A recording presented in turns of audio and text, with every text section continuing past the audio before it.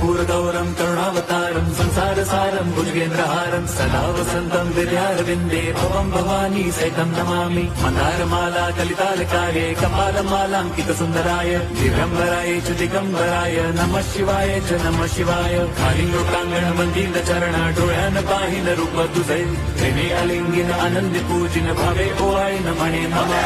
त्वमेव माता पिता त्वमेव बन्धुश्च सखा त्वमेव विद्या द्रविणं त्वमेव सर्वं मम देवदेव। कायेन वाचा मनसेन्द्रियैर्वा बुद्ध्यात्मना वा प्रकृति स्वभावात् करोमि यद्यत् सकलं परस्मै नारायणायति समर्पयामि। अच्युतं केशवं राम नारायणं कृष्ण दामोदरं वासुदेवं हरिं श्रीधरं माधवं गोपिका वल्लभं जानकी नायकं रामचन्द्रं भजे।